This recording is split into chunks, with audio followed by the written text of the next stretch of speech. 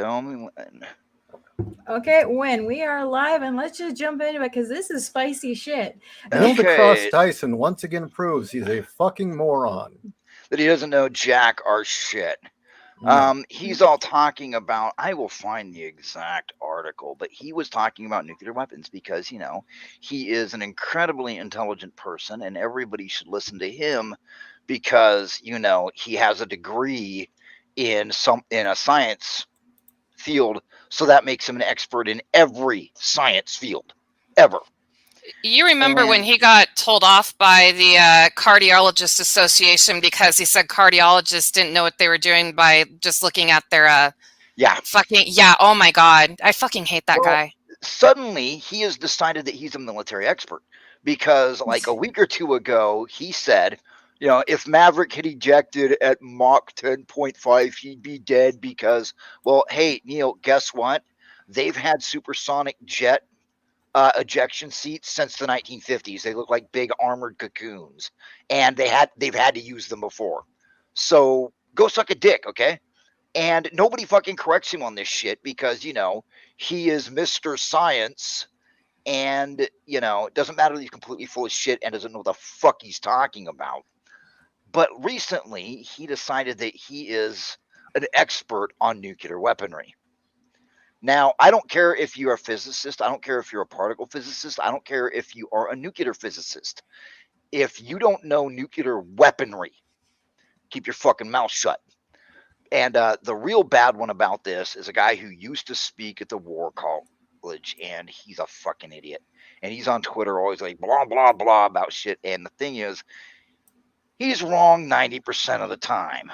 Tom somebody, I can't remember his fucking name. I can't stand him. He's gotten me booted off Twitter once for disagreeing with him. But old Neil comes out there and he's like, oh, tactical nuclear weapons are not what people think. I'm like, okay, that is true. Tactical nuclear weapons refer to the delivery system, and oh shit. And the type and how much of the yield usually. It's the delivery and yield. The yield is secondary. Okay. The yield is actually secondary. It's what type of yield it is. Is it salted or not? Is it an enhanced burst weapon or not? There's all that stuff. And it's actually important. And he doesn't know. He doesn't because, number one, he's a civilian. Number two, eat a dick, Neil. But he's basically was saying... I'm sorry, Ralph. Let's see, where is it? If I can just find where it is. I'm looking for it. I'm trying to find where I saw it. Here it is. Let's see. On Bill Maher's comedy show, downplayed the risk of nuclear escalation in the Ukraine versus Russia war. They're tactical nukes. They're just bigger versions of what a conventional attack would be. No, that's not true. No. Said Neil deGrasse Tyson, a Harvard-trained science and science communicator. Okay, he's Harvard-trained science. Here is mine, and I'm going to rub it all over your face, Neil. I was trained at Redstone Arsenal. I was trained at Los Alamos. I was trained, places like that. You were trained at Harvard. I stood in one of the craters from the Castle Bravo tests. Modern nukes don't have the radiation problem. It's a different kind of weapon than Hiroshima and Nagasaki. In the way we have to worry about fallout and the rest of that, what you really have to worry about is being vaporized. And after that, if you're not vaporized, blown to bits by the shock wave, that's a way bigger problem you're going to have. Okay, number one, Neil, shut the fuck up. Go back to blathering about how people's birthday isn't any different than any other day because it's just another day that the earth revolves around the sun, you fucking killjoy. Okay, nice of you, by the way, to tweet that to a 12-year-old. You fucking douche. What? Whoa, okay, so I don't pay attention to this douche nozzle because he seemed like an arrogant fake from the start. And on a side note, Raltz, it sounds like this guy is just trying to stay relevant because you notice how he got thrown off the radar after he got Me Too'd. So... Well, here's the other thing. Do you know how many scientific papers he's published in the last 10, 15 years? Zero. Zilch. Yeah, none. Yeah, he's a fucking phony. Well, he's the curator at a planetarium. Big fucking deal. That's a step up from a janitor. Yeah. Or I was going to say tour guide. I mean, here's the thing. Number one, during the Cold War, with the type of radiation burst was really important. I don't remember it all. It's been over 20 years, and my shit's out of date. But certain particles, and plus I don't know what's classified and what's not. Let's not get issue visited by Men in Black. Certain particles could penetrate Soviet armor better than other particles. So when you're building a tank buster round, and yes, that's what a lot of tactical nukes were for, was for tank busting, you want certain enhanced cages and certain enhanced radiation output. Now, it is not a conventional explosive. They used to do tests with atomic simulators. And we're talking, that is a 50-gallon drum of flash powder and plastic explosive. And it's not. Number one, you have the uptake cloud, which is a hell of a lot different than conventional ammunition. And conventional ammunition, contrary to what this Sped thinks, conventional ammunition is not conventional ammunition.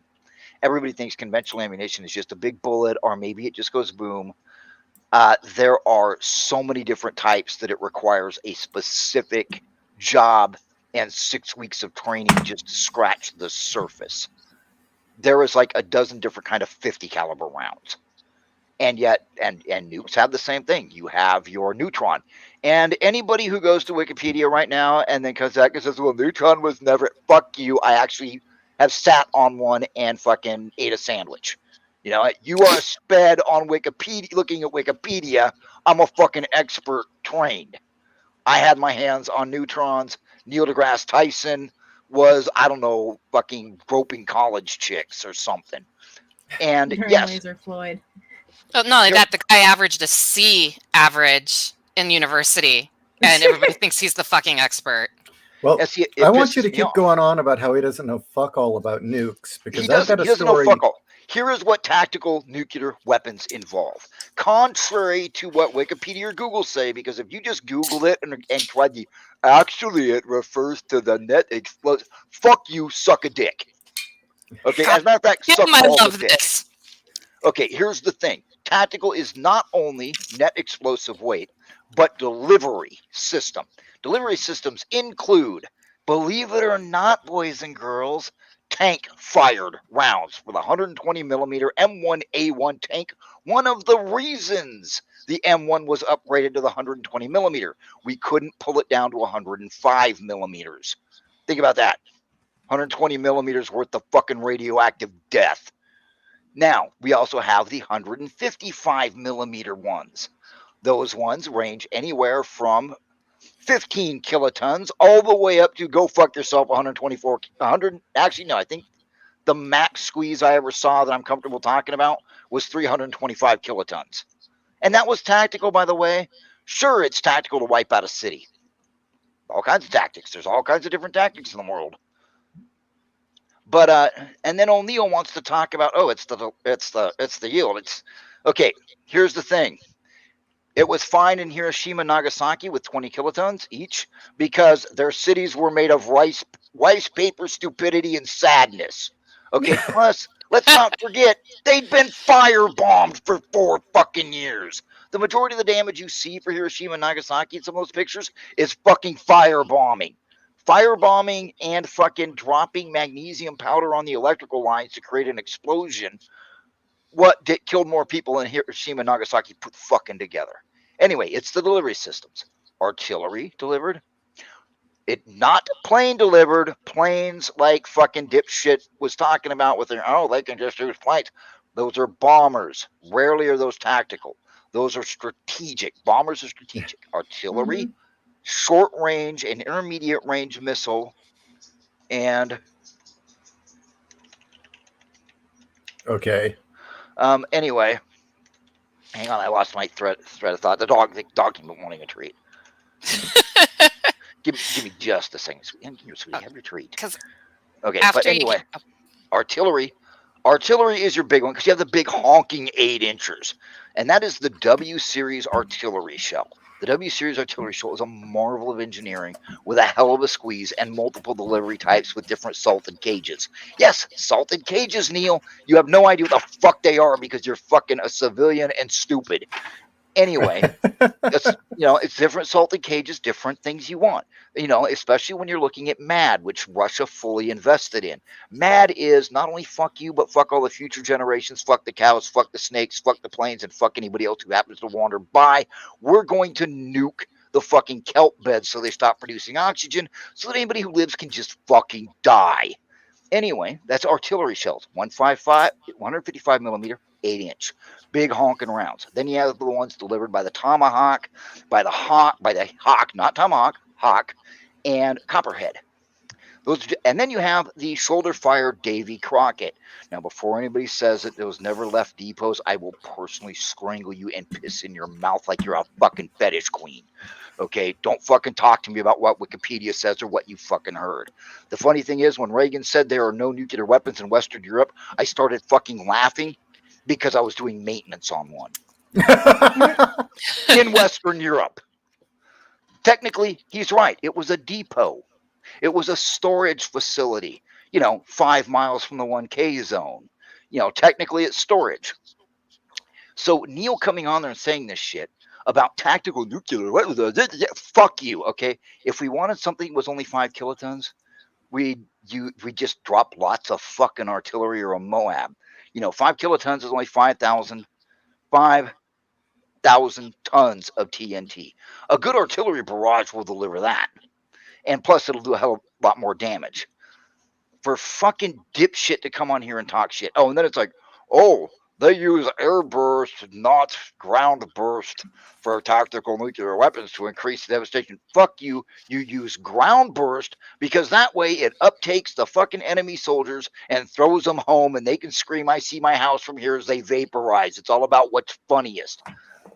And October 7th, Biden joked about Russia's battlefield losses to U.S. weapons, such as the Excalibur satellite-guided artillery shell, and threatened Russia with nuclear attacks if it starts using nuclear weapons against Ukrainian forces. Okay, here's the fucking thing.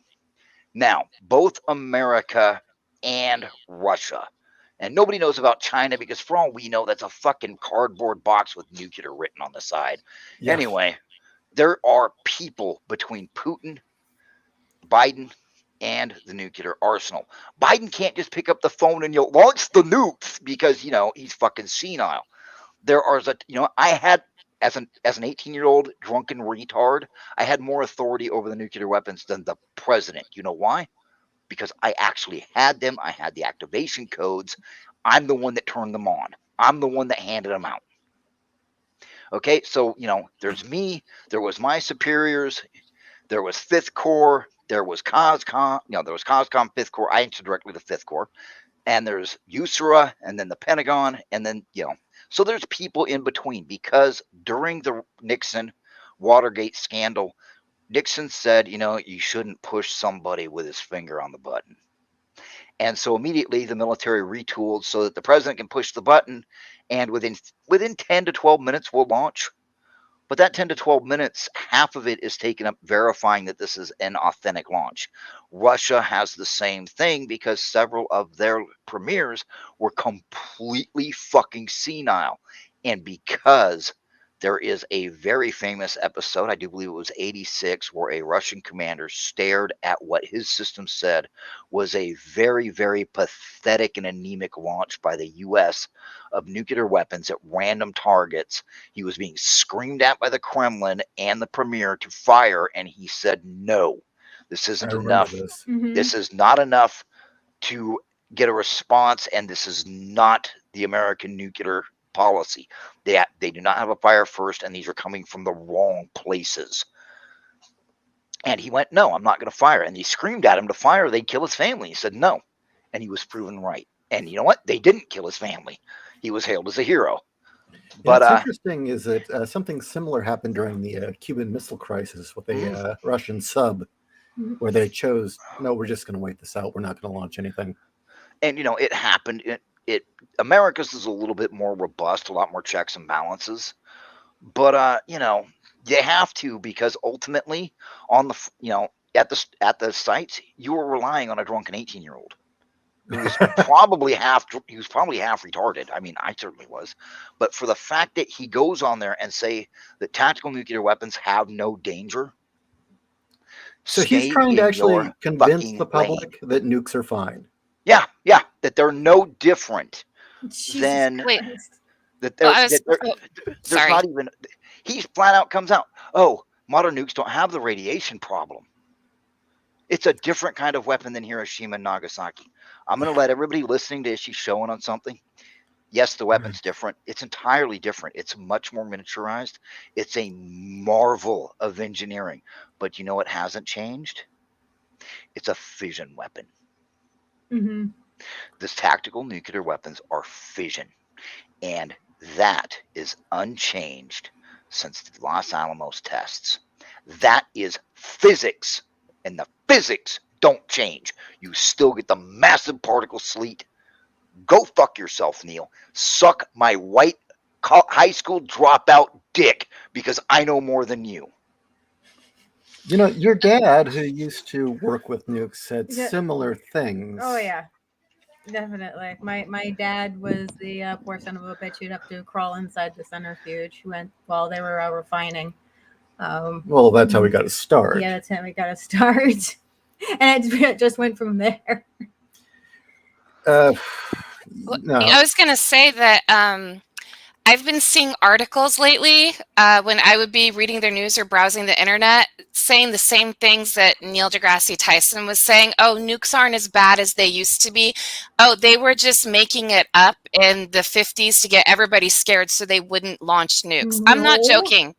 No, I'm not joking. I have been seeing these articles. I've been laughing my ass off, and I don't know that much about nuke stuff. Like, I just got a full fucking lecture here. I learned a whole bunch of new shit from Ralts right now. But I know for a fact nukes are no joke. And the fact that the news has been saying, oh, yeah, this was all when, Putin was like, I'm going to launch. And they're like, oh, it's not going to be that bad.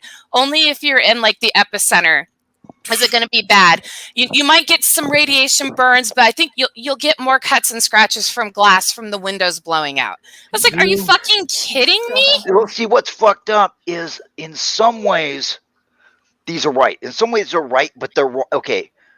They're right, but they're wrong. It's the old yes, but no.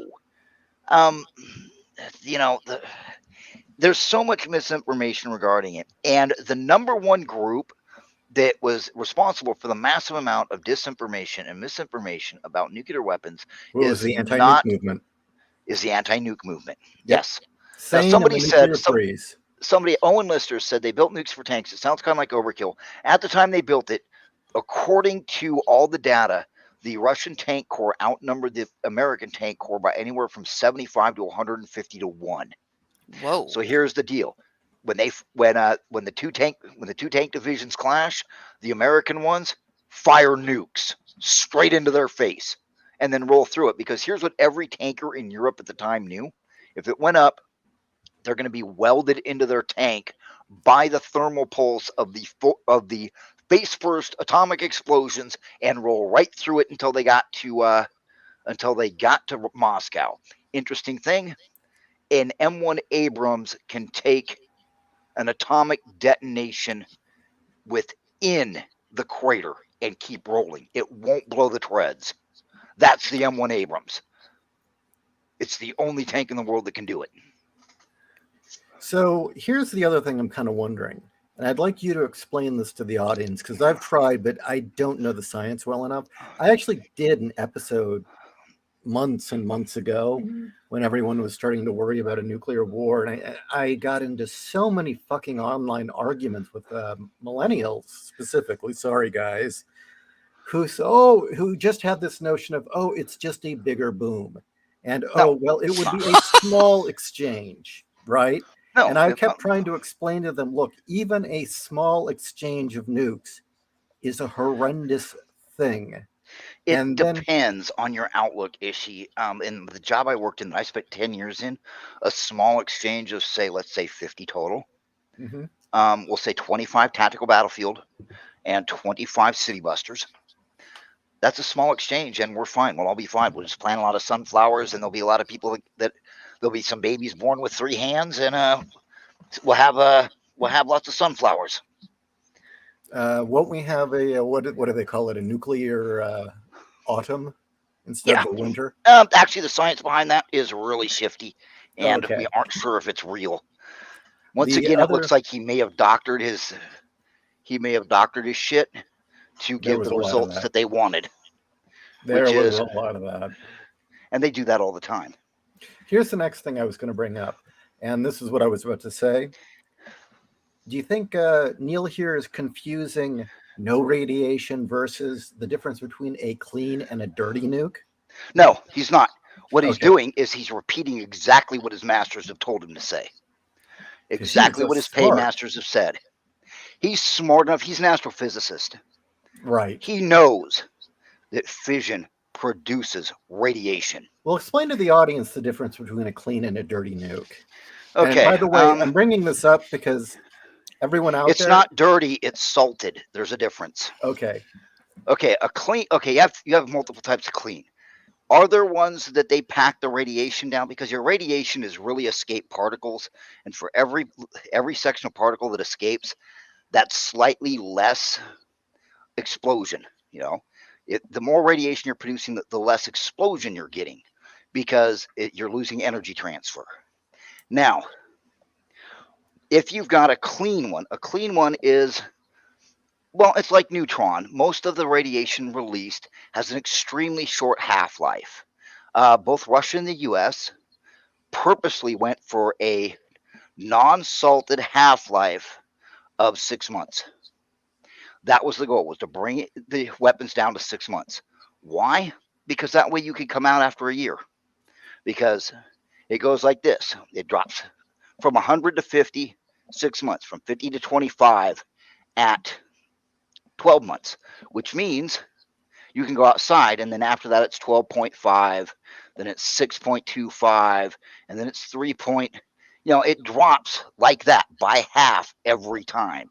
So these people saying, oh, it'll be millions of years before it's safe. Oh, suck a dick. It will not. That's only in your ones that have an extremely long half-life. And those are not particularly energetic. The reason why they use uranium, extremely energetic. As a matter of fact, you can get radiation poisoning just handling this shit, much less when you fucking crack it. So then you've got dirty. Now it's salted rounds. Actually, it's called enhanced radiation burst. Thank you. Fuck off. And anyway, your salted rounds have a cage. And a cage around it so that when the explosion happens, the radiation cascade is enhanced by the cage to increase the amount of radiation. Now, this could be for a quick neutron burst. Poof, everybody gets to dissolve.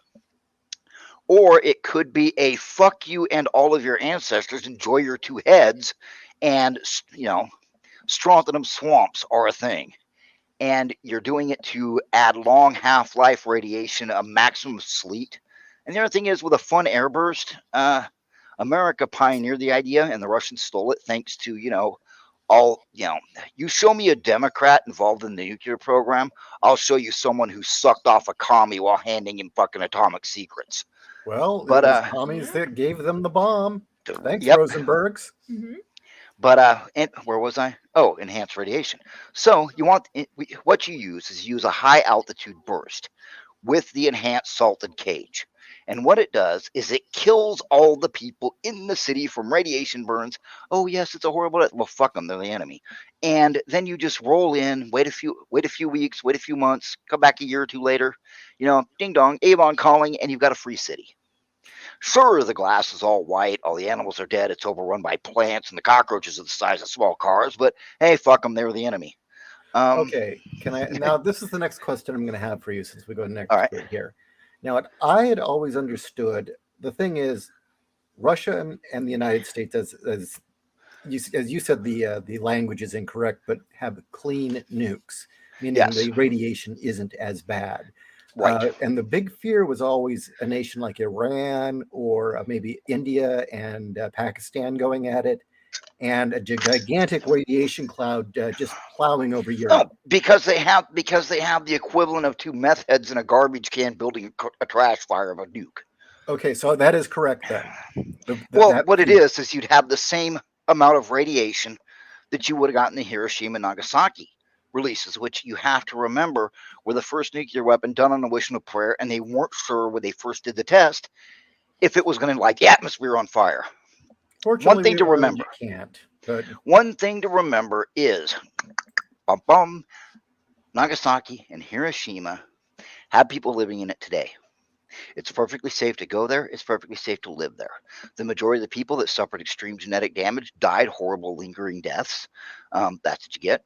But next time, don't be in an atomic blast range. But I know I'm making light of it because it was horrific. They made us, for training, they made us look, sit down and we're all watch the kids of DoD the films. 80s. We all grew up with this shit. It's Mhm. coffin humor, you know. It Yeah. makes sense. Yeah, and they made it for training.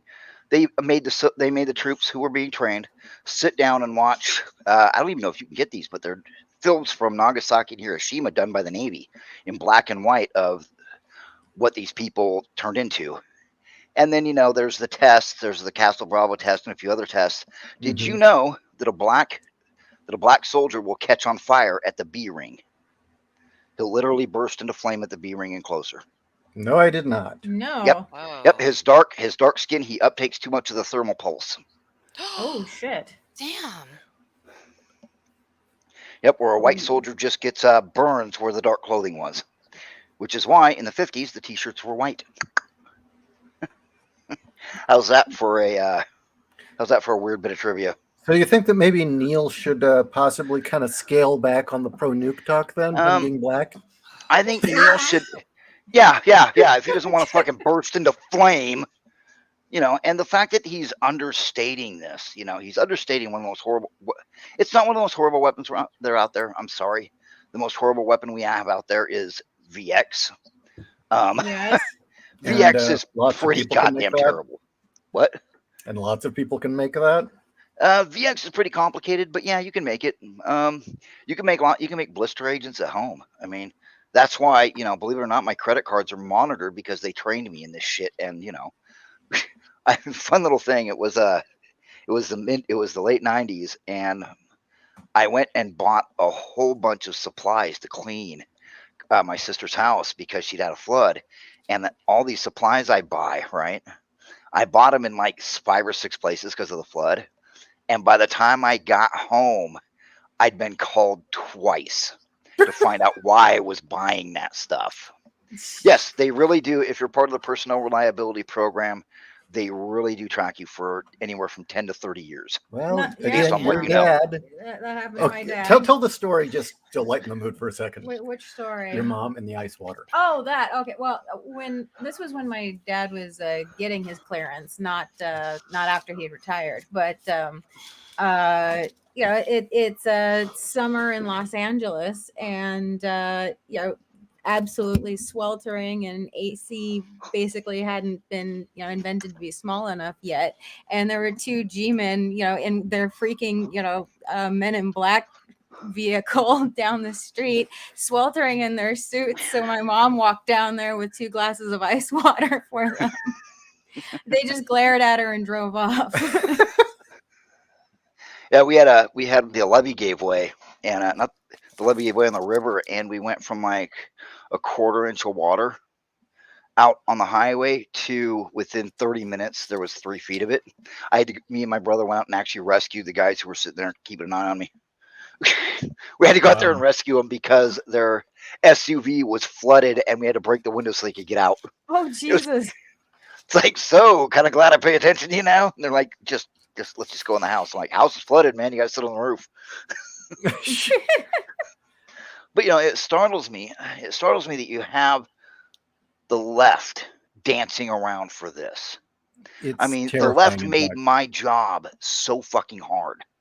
I mean, the left made my job almost impossible during the 90s because, God forbid we do our jobs, which was, incinerate a lot of the dangerous stuff, move other stuff to storage places, basically all this stuff. And all these left-leaning liberal groups who are now screaming for nuclear war to happen did everything in their power to actually keep us from doing stuff. And what's funny is, here's another thing. If you really want to help avoid nuclear war, vote for shit like more dispersed Minuteman fields and more subs.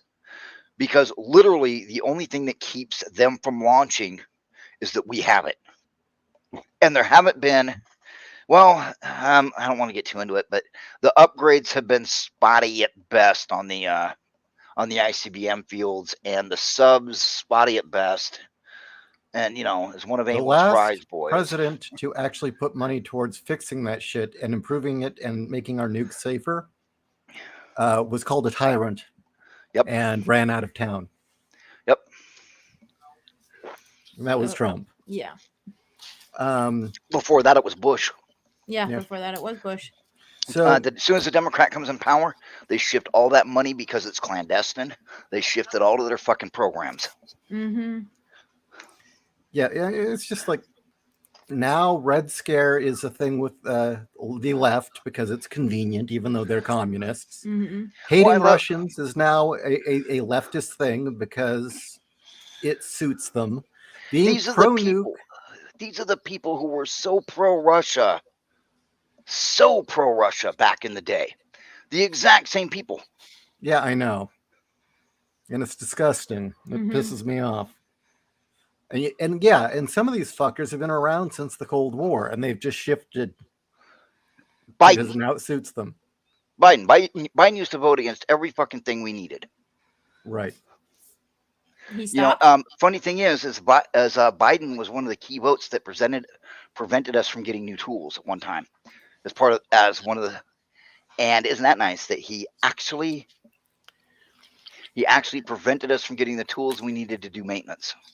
Red Sorceress? Yes, the left wants Yes. a nuclear war. Hang on, I gotta take off my sweater really quick. But hey, actually, Hillary Clinton in her campaign said she wanted to go to war with Russia and said she would use nukes. I mean, this shouldn't be a surprise. Nope. Okay, But there we go. okay, do What you I got meant. more? Oh God. Here's the thing: is every time they trot out these experts, because part of my job was biological. Okay, I was trained to deal with biological weapons too, which are lots of fun. Oh, In my mask and in my protective gear to protect myself from some of the more designer hateful infectious diseases, it gave me an 80% chance. Right? Mm-hmm. And everybody was like, oh, if you wear this mask, it's 100% safe. It's like, that's a paper mask. That's not how this works. And No. basically, I had to stand there. It irritates me to this day because, I was trained in biological warfare too. It's one of the Trinity. I had to stand there and listen to these mouth-breathing, cock-sucking retards telling me how disease vectors work. These people who to them a fucking cold is a mystery.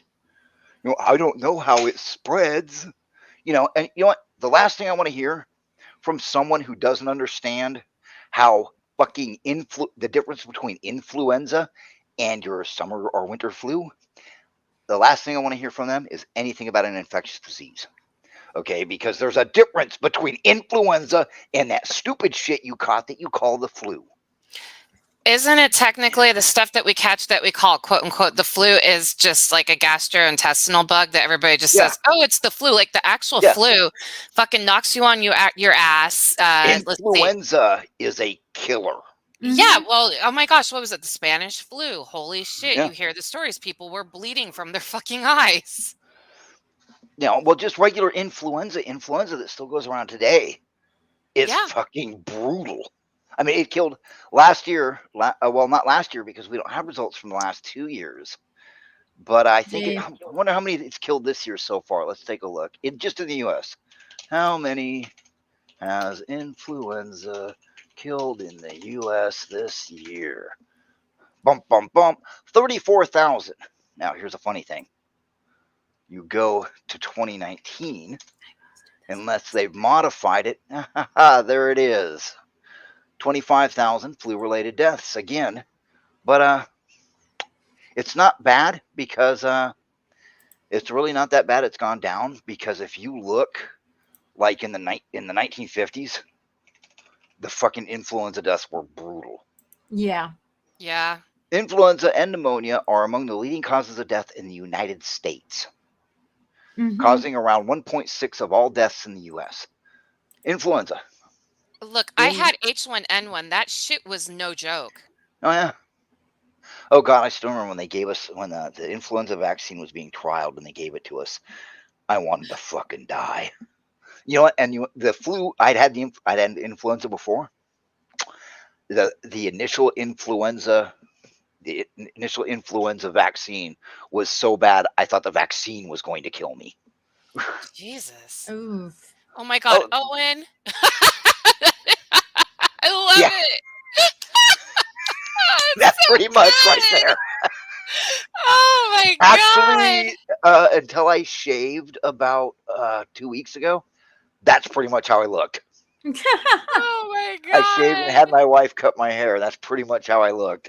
Oh goodness, that is spot on. I love it. I'm sorry, I didn't mean to interrupt. When I saw that, I just had to say something because that is great. Owen, Well, your art has improved so much. You got to send that to me, Mhm. Owen.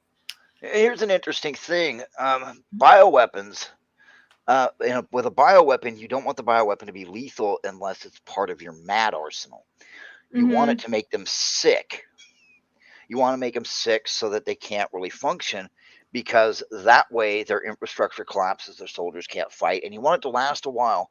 But you also want to be able to treat it on your side to keep your troops going.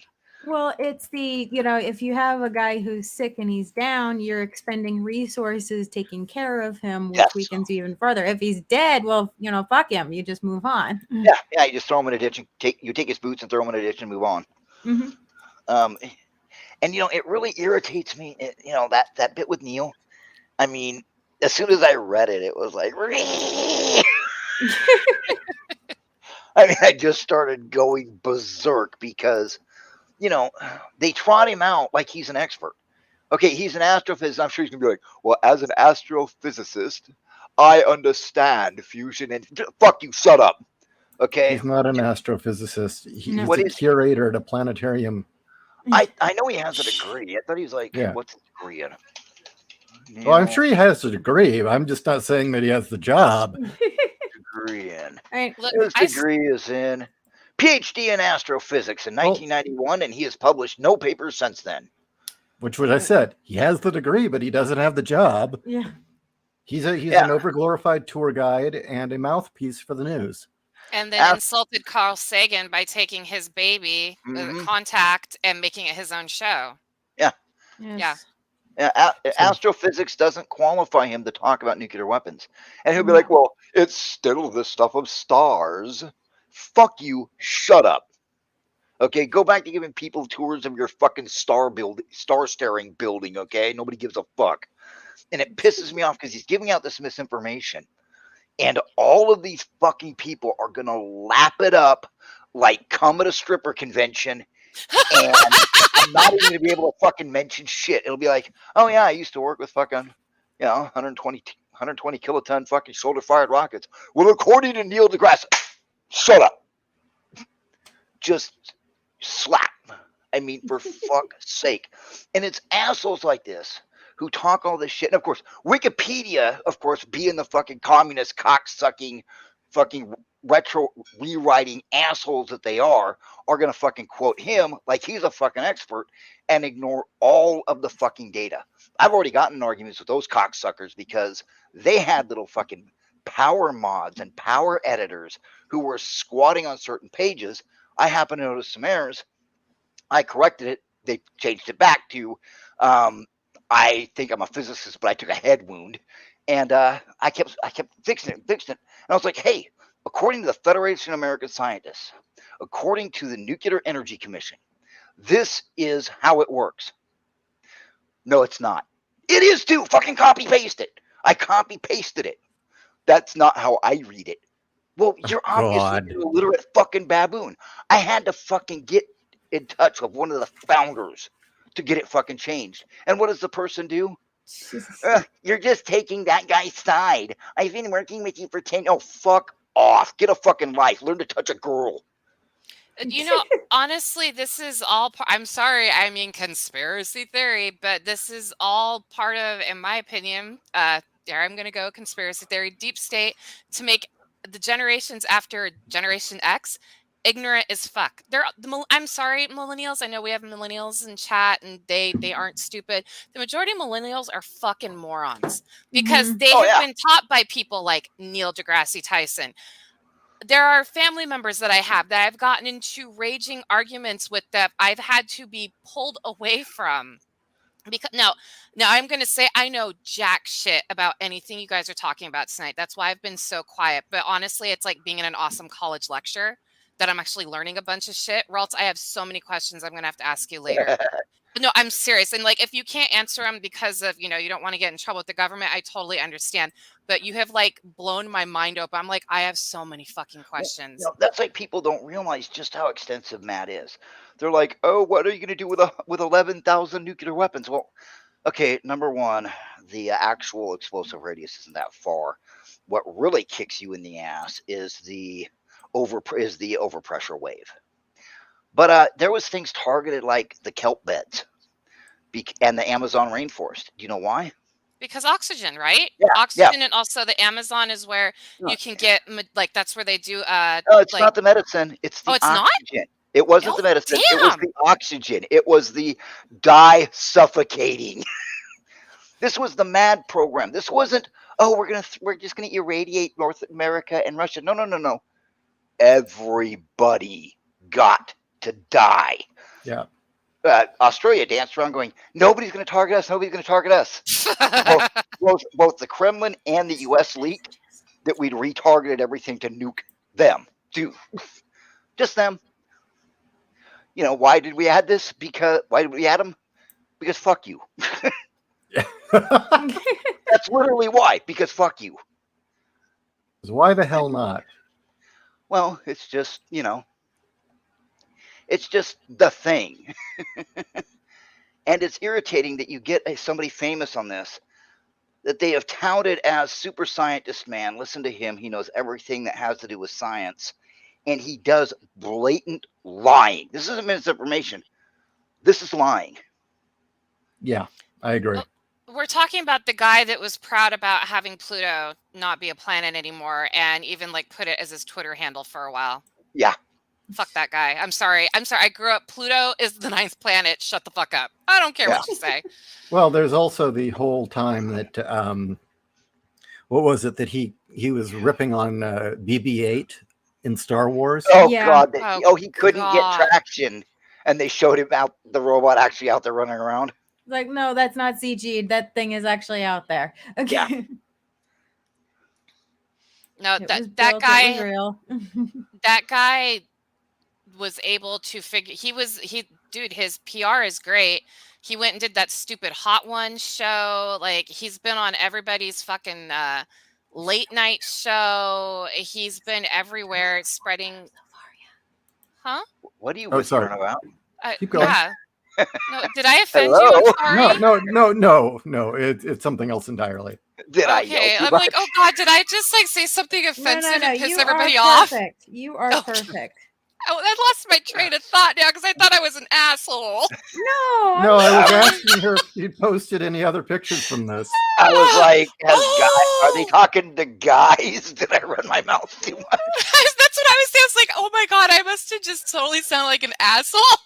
No, you are fine. No, I was asking if she'd uploaded more of these pictures because. When did you get a picture with the killer clowns? I'm so jealous. Oh, there's a place, Janelle, that I need to take you when you come out here. It's called Terror Trader. It is a year-round horror marketplace. Oh my gosh, I can't wait for April. Mick Adams says, I'm an Australian that just got here. What the fuck? In the 80s, in the late 70s, early 80s, Australia said, haha, go ahead and have your nuclear war. There's no reason to nuke us, so we'll just come through it just fine. And like 6 months later, both Russia and the U.S. leaked that they'd retargeted everything. And in the retargeting, Australia got to eat a handful of nukes. So take that on the because beach. you had to fucking run your mouths. Well, they probably got that idea from that book that On the came beach. out. Yeah, on the beach. Oh, yeah. Yes. There was also plans to crack the Arctic ice cap too, just for a lot of fun. Yeah, if we're So- gonna fuck the world, let's go and do all the Oh, experimental shit. it was gonna be fuck it. Well, the reason they say that Pluto isn't a planet is because number one, it hasn't completely cleared its orbital ring. There's still debris in there, and as it orbits, it's still pulling material from the Oort cloud into its orbital ring. So it hasn't cleared its orbital ring. The other reason they give is it's too small. So basically, LOL, no manlets. Oh, wait. Sorry, I lost you. What was this about the Oort belt and Well, okay. So it's way the hell out there. There's what three. is? Pluto. There's Okay, three Pluto. criteria. There's three criteria. And number one, I think I'm remembering them all right. Okay, let's see. It has to, there be an orbit there, but it has to clear the neighborhood in its orbit. Oh, Okay. okay. But unfortunately, because it's so far out there, it's still pulling material from the Oort cloud into its orbit behind it. So I see. it's not going to be able to clear it. It meets two of the three. And So it they crosses classify the it- orbit of I think Neptune. Yeah. Yeah. And it's classified as a dwarf planet. So it's still, so fuck you, Neil. It's still a planet. Yeah. It's That's what I was just a gonna dwarf say. planet. Fuck you. It's a planet. And he's so fucking annoying because that kid was all he replied, "Oh, your birthday isn't really that important. It's just an arbitrary point in the arbitrary way we keep track of time for the Earth orbiting around the sun." Okay, Fuck you Santa denying killjoy. explain this one to me, because I did not hear that he went after a 12-year-old kid for about their birthday. Apparently somebody was bragging about their birthday. Somebody else asked, "Hey, he loves you, can you say happy birthday to him?" And he gave the most autistic, actually no, autists have better fucking social understanding than this. He gave the most pedantic fucking reply of, "Well, it's not really important, it's just an arbitrary point in time as we orbit the sun." Fuck you, Neil. Okay, my son has autism and he's excited for his friends' birthdays. So yeah, Yeah. fuck that guy. Okay, there's so many things I could say about this picture. I really don't want to know what's going on off frame in that picture. Hey guys, It's a sequence. It's part 1, part 2. hey, I'll be right back. I need to go get another beer. Nice. Yeah. Wow. This is a 2-beer rant, Ralt. Mhm. The spicy show. I mean, we had Hawk Hill. Somebody asked where I was. I was stationed in the Gap. I was part of 5th Corps, which was, the Atomic Corps. And it's funny because I had people tell me, they look me dead in the eye and they go, "There were no nuclear weapons in Western Europe." I'm sorry, real quick. Humble Marty says Pluto is the midget of the universe. So I have, I kind of feel for it. The Gap Sorry, please is continue. full the Gap. In the German Alps, there was a gap in the mountains that you could get tanks through. And it was either that or it was all the way down on the Rhine plains. And if you lunge through the Gap, you can take Fulda, Frankfurt, and, oh, God damn it, Ramstein within minutes. Well, probably within an hour or two. But you had to fight your way through the U.S. forces, which it turns out we may have been drunk and stupid, but apparently the Russians were drunker and stupider. Well, they do have a vodka ration. Yeah. But holy shit, I mean it. But I used to have pictures of me sitting on them. I mean, and it got me. It's like, oh, and you go to Wikipedia, and I think last time I checked, they claimed there was only like 2,000 chemical weapons. There was a place known as, oh God, I can't remember the name. I want to say Flensgen, but I don't think that's it. I think it was Nordheim. No, it wasn't the Nordheim one.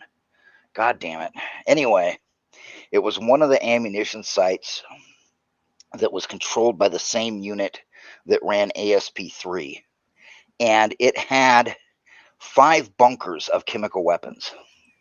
And these bunkers were massive. I'd say each bunker probably had 30, 40,000 8-inch shells.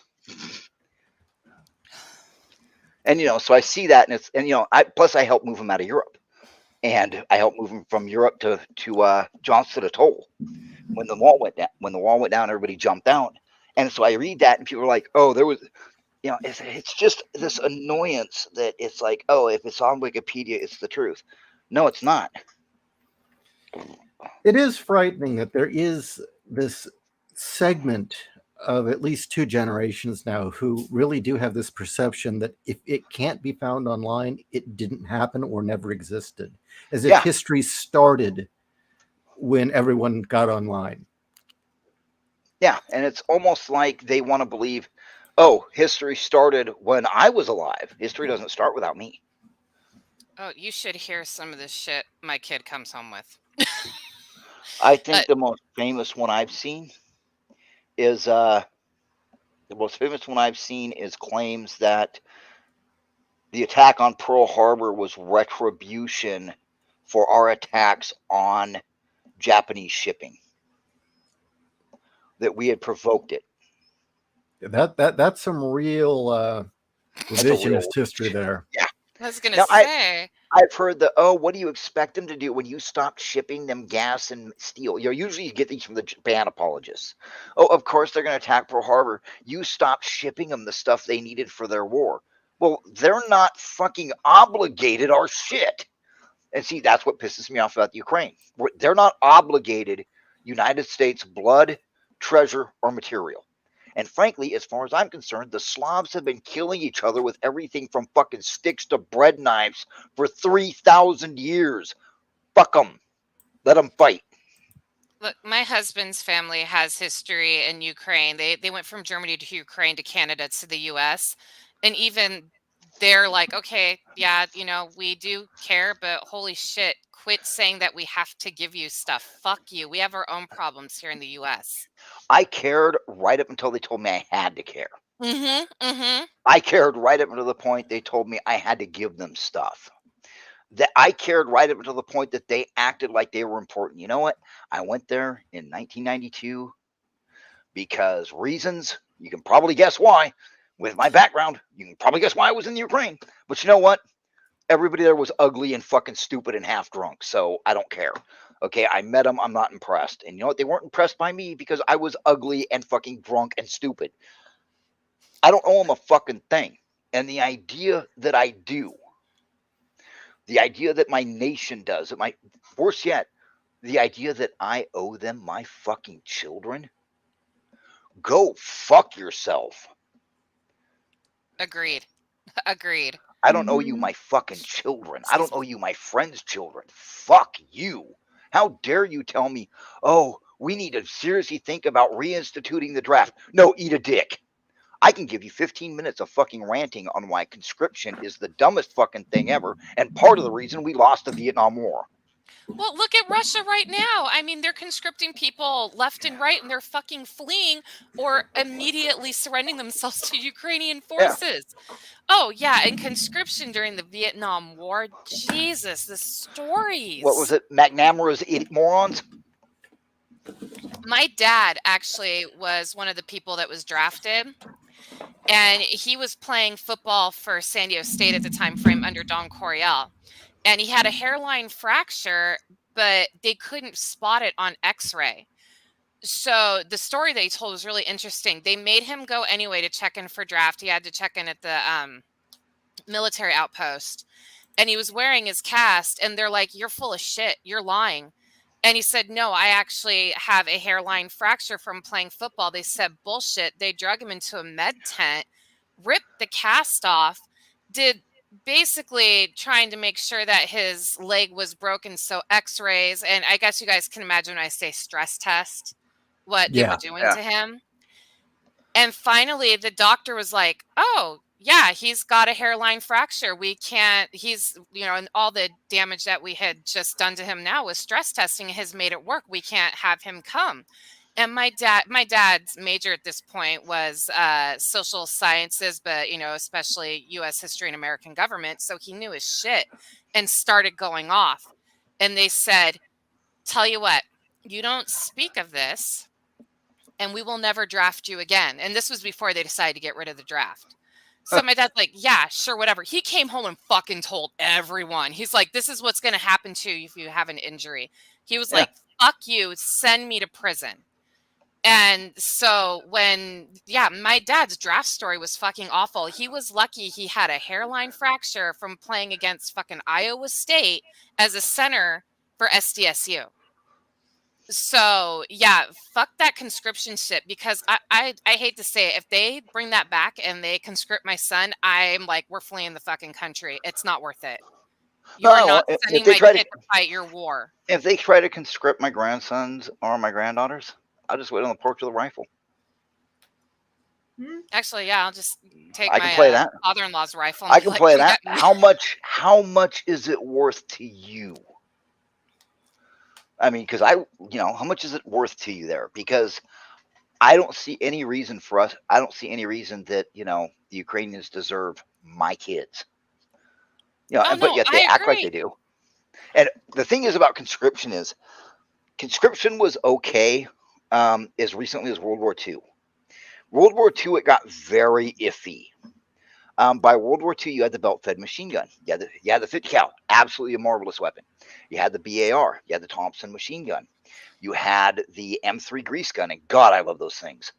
M3 grease guns are absolutely amazing. If you've ever seen Hacksaw Ridge, that's that short little submachine gun the guy had, is an M3. Absolutely amazing. If you've seen the movie Fury, that's the submachine gun they walk him through using. It was in service up until the 90s, and they replaced it with the MP5, and it's the biggest mistake they ever made, because the MP5 is a prissy little prima donna. The M3 grease gun is a whore. You feed her and she fucks you. But then I have to look up this gun now. What's it called? The M3 grease gun. Okay. The bar was made during World War I. Yes, it was made during World War I. But the Browning automatic rifle, wasn't in large distribution in infantry units until the Second World War. And, it was out there in World War I, but it didn't see that much use, where in World War II, the bar was, every squad had at least one. And it was a complex, but even then, it was made during World War I. This is not a cannon. This is not a smoothbore blunderbuss. This is not a flintlock. This is a precision piece of machinery. And when you join the military, you learn to march. Okay, that's basic. That hasn't changed since fucking Napoleon's time. I mean, as a matter of fact, I'm pretty sure King David was out there yelling at people, "Your left foot, you idiots!" But well, actually, if you really want to bring up the bit about the grease gun, I'm a fan of designs that are so good that materials and manufacturing may improve, but the design doesn't change. And I think of the Colt 1911. Oh, beautiful weapon! The fact is, I had one until recently. People are still. I imagine that in the future it will still be a preferential sidearm. And people love that. People love that 1911. Some people are like, oh, you need a modern 9mm. Go get fucked, future boy. But can I ask a dumb question? Yeah, sorry, because I don't know a lot about guns. Like literally, my education from guns comes from Fallout. So I know. I'm looking at the M3 grease gun. It's fucking beautiful, actually. I did not realize how simple. It's so fucking simple. For holding in the front, so would your hands be touching the barrel magazine? No. Yes, thank you, magazine. Yeah, you hold on to the magazine. You don't hold on to that heat shroud, or you're gonna be sorry. Okay, that's what I was wondering, because I was gonna say, wouldn't the heat travel from shooting so fast? Wouldn't that make everything fucking hot? Okay. Oh, wow. Okay. Oh, well, here's a picture. That's actually a very nice look. That's so streamlined. And they were stamped out by the thousands in World War II. I mean, they just came off the line. Well, they had the nice ones, and then they had the ones that were just like spot welded and airdropped for resistance fighters. I had what I'm a talking shitty about. one. Yeah, I had a shitty one. But Yeah, I had an M16 and a grease gun. I'm like, why do I have a grease gun? They're like, shut the fuck up. I'm like, that's a good reason. That sounds great. But anyway, so you said World War II was an introduction of the tank. World War I was the introduction of the tank. World War II was the introduction of a tank that worked. Things became more and more precise. Korean War, there was upgrades, but there wasn't that many upgrades. The thermobaric shells were refined. Stuff the really big was. improvement was the jets. Yeah, from prop driven to jets, and there was some targeting, but blah blah. Yeah, that's exactly what it is. And you know what the safety is? The safety is that magazine cover, that the chamber cover. Really? The dust cover right there. Yeah, see how it has the little thing sticking out? Yeah. Toward the top? Yeah, that holds the bolt back. That's your safety. You flip the cover open and you rock and roll. Well, here, another one I'm just going to bring up. And like I said, I'm a fan of designs where they got it right the first time. Another one that I keep thinking of is the B-52 bomber. That they keep trying to get rid of it. It's like, no. The B-52 is fucking amazing. So is the B-54. They're fucking amazing. But perfect designs. Yeah. Or the fact that they've improved the hell out of it, but the Cobra attack helicopter. Mm-hmm. Oh, yeah, great design. It was always good. Yeah, the Black Hawk, they finally got that fixed. Yeah.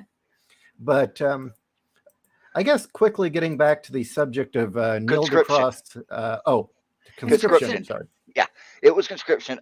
Anyway, so nowadays when you join the military, you learn to march, but you learn how to use the radio, you learn how to use the GPS, you learn how to use a frequency hopping radio. You learn how to use laser guidance systems and laser range finders. Your weapon is a highly complex piece of material. Your body armor requires training to use correctly. Any idiot can slap on a fucking suit of armor. It takes, to wear a suit of interceptor, you have to be taught how to do it. Your NVGs require training. You can't put an 80 IQ moron in the service anymore. I mean, sure, the military's got its dipshits. We all met them. I mean, I met a guy that, literally couldn't do multiplication. But it's not like he had an important job. His whole job was to bead brake tires. Nobody gives a fuck. Go out there with your sledgehammer, Hercules. But conscription won't, and here's why conscription won't work.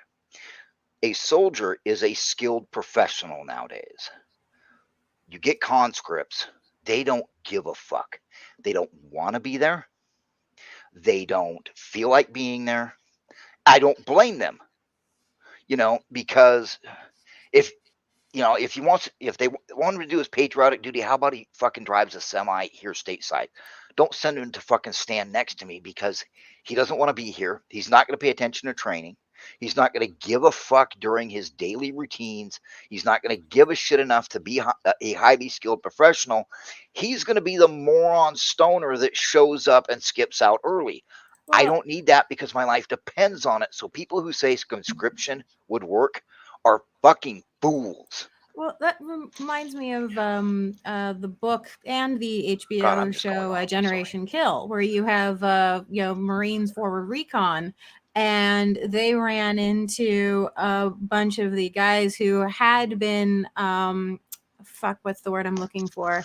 Was it reservists? Yeah, they were reservists who were. You thought that all they had to do was sign up for their 1 weekend a month, 2 weeks a year, and they'd be done with it. And now they're wound up in the desert, and they don't know their ass from a hole in the ground, and they don't want to be there. I've seen those guys cry. Yeah, I've seen the nasty girls cry on deployments. Mm-hmm. Oh, is that what you guys call the National Guard, nasty girls? Mm-hmm.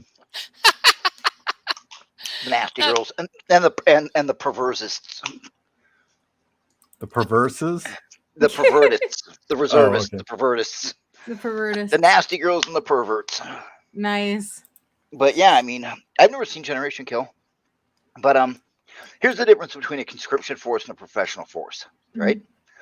Saddam's, despite what Wikipedia shows now, where apparently Saddam's army was like 4 dudes and a goat, back in the day when we were on the other side, all told, he had the 3rd largest army in the world.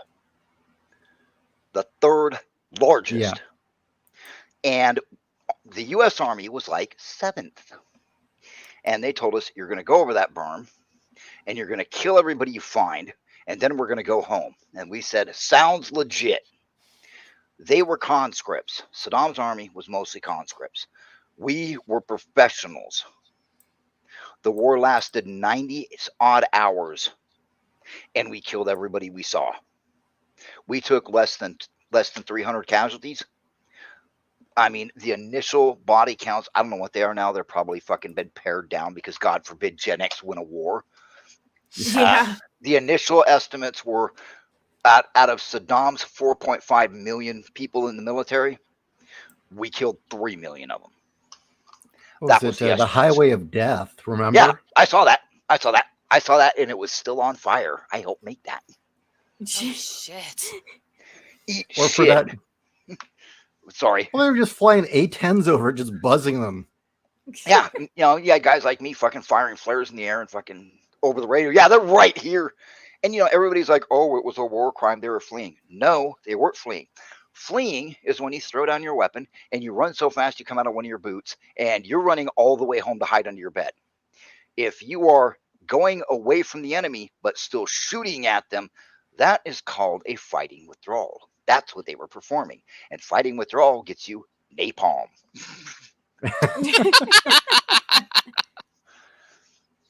But I mean, I quit looking at Wikipedia when I got in a big argument over Desert Storm and Panama's body counts, because I noticed they started getting lower and lower. Really? And I was like, what? Is it just the fact that Gen X actually won their wars? And now, the millennials and the boomers are going to get together and be all fucking mad together? Well, here's a cape. Now you can be super mad. Because fuck you, Oh, I'm fucking irritated today. They fucking hate us, the boomers and the millennials. They hate no us. shit. They do. Well, shit. Even in Black Hawk Down, where we technically lost, I knew two of those guys that were on the convoy. Really? Oh, shit. Yeah, they were out of West Fort Hood. They were Rangers out of West Fort Hood. even though it was a failed mission, we lost how many guys? 7. We lost 7 guys. The enemy lost, what was it, in the range of 3,000? Keep going. Oh, it's actually more Really? than that? Wow. They opened up on a mob with a minigun.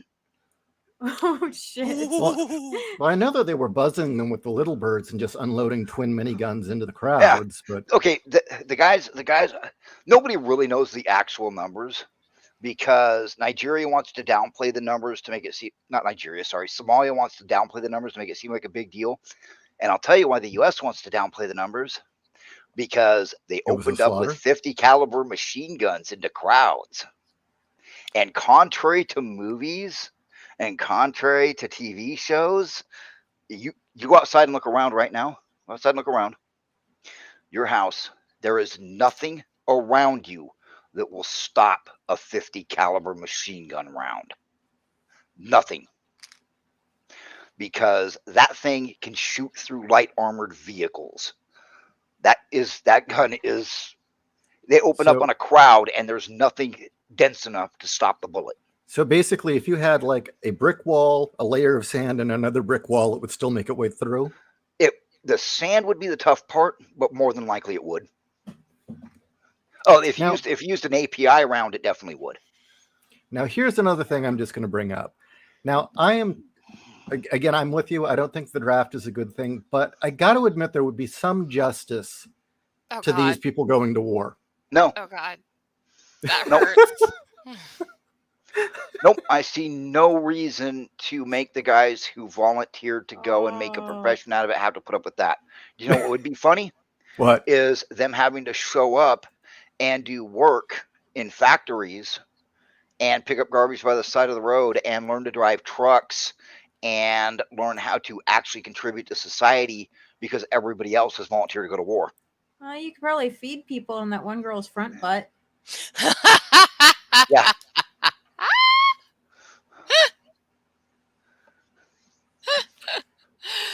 Oh, shit. I mean, yeah, I'm just on a roll tonight, aren't I?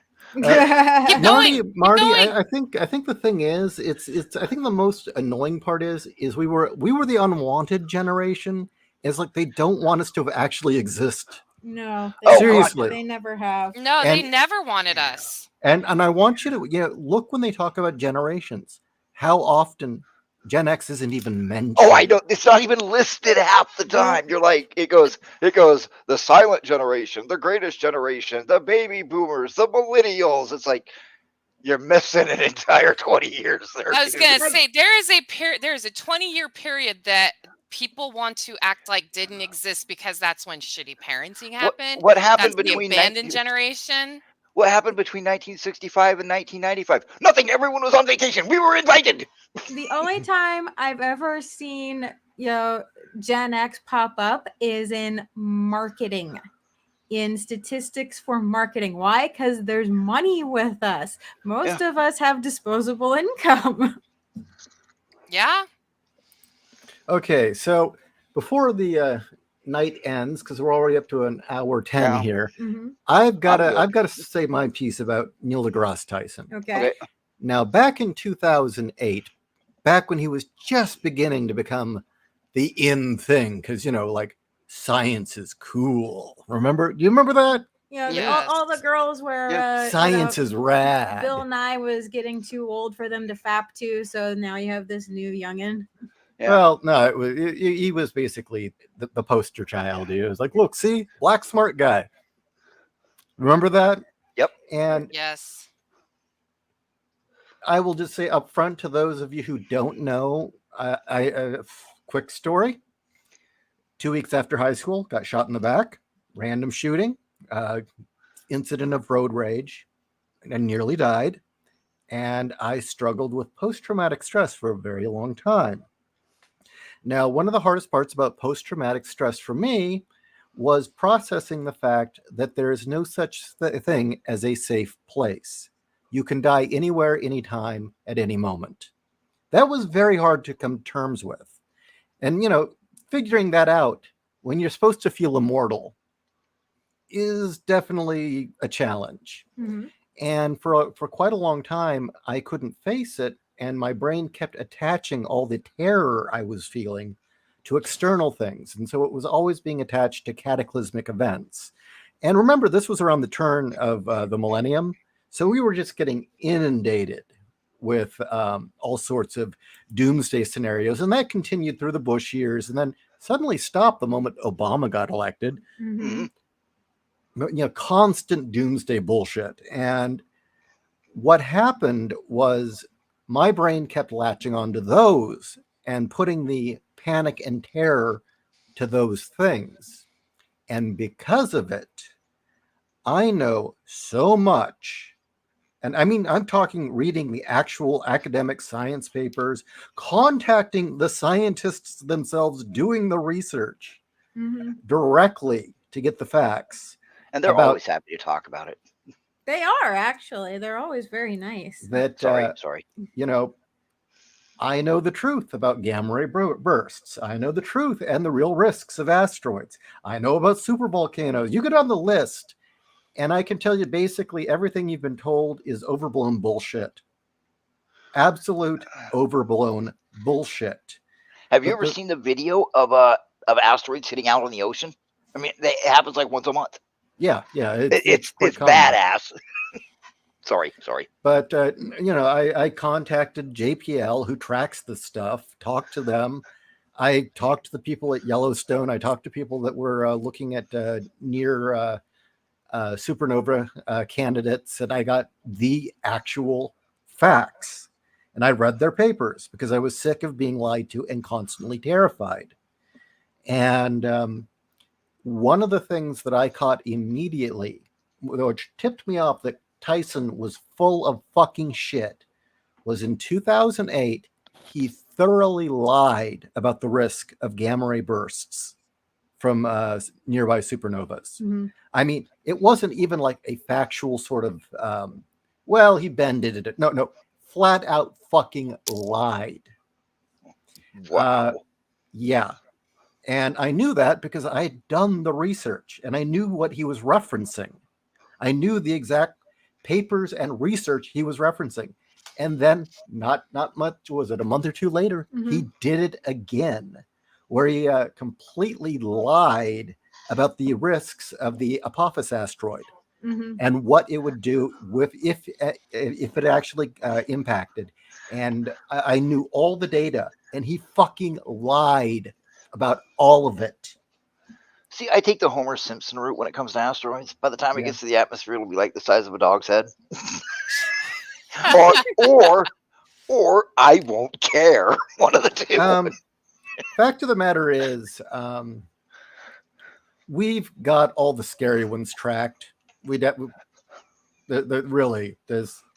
Well, yeah, I'll do it right now. I'll look right now. I believe you. I mean, I'm just like, either I'm not going to care because I'm going to get incinerated, or B, it'll be really cool. It's like, people are going to think this is weird while he's looking it up. For me, the idea of an atomic or nuclear weapon detonating in a city, to me, it's not as horrifying as it would be to a lot of people, because because Hiroshima and Nagasaki were made out of sadness, rice paper, sticks, and stupidity. I would love to see, say, 125 kiloton blast in not China, because China is made with tofu. I'd like to see it happen. I'd like to. No shit. It's actually, some of their construction is literally made of tofu and styrofoam. But I would love to see it like hit a first world modern city, just to see what it would do. New York Because City. New York is a little bit different, because New York sits on a big sandbar, and the Oh. uptake from the Hudson River with all the chemicals would probably make the fireball more intense, and it would probably have a secondary or maybe even a trinary thermal flash from it turning into steam and then igniting. What about be Los wild. Angeles? Because then you'd have the aftershocks from the earthquakes from the San Andreas fault line shuddering. But anyway, I've always looked at it more as a scientific thing of, it would be really interesting to see how our modern structural holds up. Anyway, go ahead. Well, here, I'll give you the facts, the scary ones, the types that they make movies about, right? Okay. There's one of them that there's currently, the data has shown, and we've been studying this thing for like 15 years. There's a 1 in almost 3,000 chance that in the year 2182, it might hit. Well, if we don't have our shit together by that time, we fucking deserve it. Exactly. Yep. The only other one that's even that kind of risk is 800 fucking years from now. All the other ones are like smaller than that. And okay, yeah, if they hit a city, which odds are really low, Please. okay, it'd be a problem. But the odds are really low. Even then, this is not 50,000 years ago. Okay, this is not, what was it, like the Zhangwei event where that fucking meteor the size of fucking Oklahoma hit, and the only human beings left alive were in this valley. There was only like 40,000 of us left. It's not like that anymore. No. If we'll say LA and Berlin and, I don't know, pick some fucking human grasshopper city in China, all take hits, the human race isn't going to give two fucks. I mean, yeah, I'm sorry if your family lived there. I'm sorry you're related to bug people, but nobody's going to care. The human race's genetic diversity isn't going to matter. We're not going to lose, our only flint napper. Yeah. Nobody's going to care. As a matter of fact, it'd be kind of cool, but it's not as disastrous as everybody makes it sound. I mean, yeah, it's terrible. Okay, I'll give you another one, okay? Okay, go ahead. There was the Tukuska event, which is the real popular one. But another one that they like to bring up that is not really an issue. Don't worry about it. Yellowstone. Everything you've heard is bullshit. Don't worry about it. Mhm. And let's say by off chance that one in, oh God, I forget the number, is crazy, that it happens, you'll have months of forewarning, if not years. Okay. Well, there's always the Russian thing that Russians were planning as far back as the 1950s to hit it with, I think, 2.5 megatons just to see what will happen with a ground burst. With a ground burst, just to see what happens. Oh, you mean to hit Yellowstone? Yeah. It was actually, Yellowstone was a target with a 2.5 megaton. Fucking assholes. What, babe? Here's the deal. Go ahead. I heard somebody yelling. Here's the other one. If Yellowstone were to go up, the last time it went up, we were cavemen and we thrived. Well, see, what a lot of people don't realize is they want to try to compare it to, what was that? Was it Krakatoa that went off? Yeah. Something like- Yeah. But they want to compare it to that. And, okay, let me get this straight. Global warming is going to kill us all. Well, why don't we just drag one of the old Minutemen 2s over there and pop it off and cause it to happen? That way it drops the temperature by 3 degrees year round. And then the volcanic ash will settle on the Midwest. And after like 2 or 3 times it rains, so a month or two, it washes the acid out of it and replenishes the ground, so we don't have the chemical depletion. I mean, it sounds like win-win. I mean, where's the problem here? Dude, that would be so much fun to watch live on TV. Yeah, them drive it up there and set it down. Like, I would sit there with my popcorn and some beer and just be like, fuck yeah, let's watch this go. I had somebody going off at me about global warming. I said, I know you're not serious about global warming until you consider the nuclear option. Oh, well, nuclear meltdowns. I said, no. I'm talking about wheeling a 2.5 megaton warhead to Yellowstone and detonating it. The most accurate studies right now are that if Yellowstone were to go up, we would be looking at roughly 10 years of winter. And no, that's awful. Don't get me wrong. That would be terrible. Wait, how bad winter? I mean, are we Exactly. are we talking about, Canada getting crushed by glaciers? Because I might be willing to go 10 years of eating out of a can. Dude, Oh, we've well, got actually, enough Canada would be electricity- absolutely fucked from that. But I was going to say that, we have enough with technology now. We just build the hydroponic farms. Fuck the winter. I mean, it's going to suck. It's going to be cold for 10 years, but it's not like we can't grow shit. It's not like I don't think people realize how different the grain is between now and what they saw in Little House on the Prairie. I mean, Yeah. there's some farms here in the Midwest that get double crops. In what growing season there is, they manage to grab double crops. That's amazing. there problem actually with were food- strawberries that could grow in snow, but Yeah. I forget why the strain died. It got a volcanic eruption killed it. Yeah. Okay, you know The about that. acidity. It's the acidity that was in it. Got it. But it's funny because everybody's like, oh, we all starved to death. What they don't realize is the problem is we don't have. I'm gonna tell you something real that you will not hear unless you take certain classes in college. We don't have a food shortage in the world. This Malthusian bullshit they're trying to shove down your throat with everybody's going to starve to death and you have to eat the bugs. It's absolutely not true.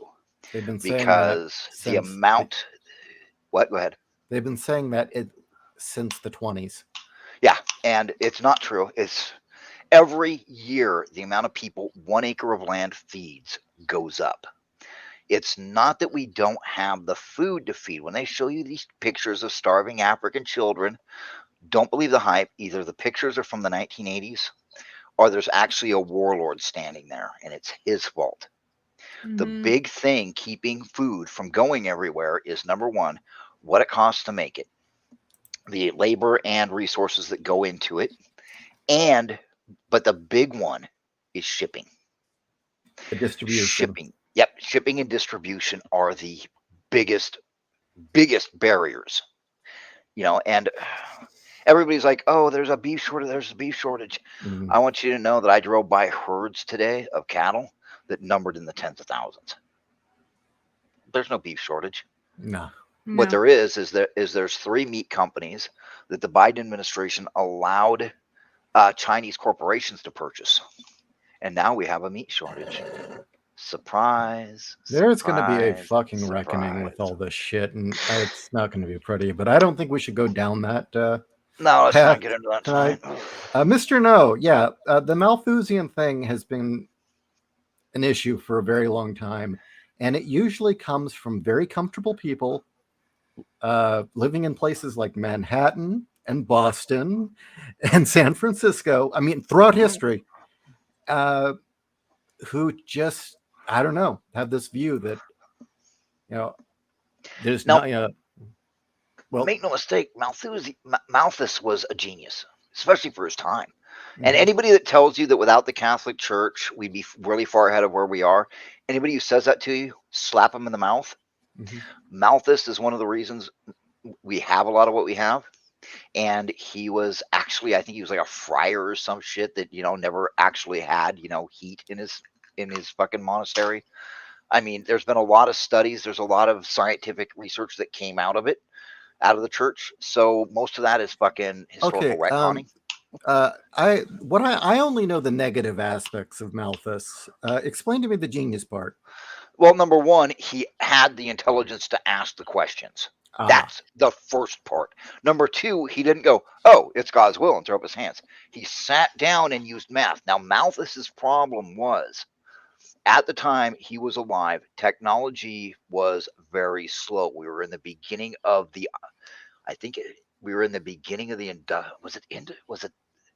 oh God. Anyway, we're at the beginning of the tech curve. We're way down at the bottom there, but it was just beginning to curve.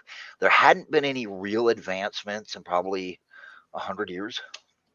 And even then, so he's looking at technology as moving glacially slow. He did not figure in technology. The difference why Malthus doesn't work is because he did not figure in technological advances increasing the amount of resource extraction or production, as well as new resources becoming available. See, to him, lithium sand was just weird looking sand. That's like everybody that's like, oh, you exploited our country and you took all our resources. It was dirt to you. It's still magic dirt to you. Shut the fuck up. Hey, no. That's enough. Sorry. No, it's true. I mean, no, that was about the dog. I was gonna say, he's talking to the dog, and he said, "No, that's enough." I was like, "Oh, the dog must have fucked up." Yeah. All right. But we can go on. I mean, if you're up to going on, we can talk about the Malthusian and all that. I love that stuff. I can't do that tonight. Can we do it next week? I'm sorry. I got to take my kid to school. No, I feel like a mood killer. Malthusian thinking is very anti-human, and that I guess that's not Malthus's fault. Yeah. It's not. He was trying to warn everybody, stop burning all the forests and stop throwing the coal into the oceans, you dickheads. He's actually one of the first ones that said limited resources. God only put a certain amount of resources on this earth. So we need to use it wisely, or God's going to stand there and laugh at us. But, he gets a lot of shit. But he was... And then his theories, or what he said, was of his time, and they totally misread what he meant. And the Malthusian predictions we've been getting since at least the 20s have always been wrong. Correct. Now, it does work. Malthusian predictions do work. If you don't have to take into account technological advancements, they work. But due to the fact that we're very curious monkeys, we have a tendency to do scientific advancements on everything. And we're very adaptable. Yes.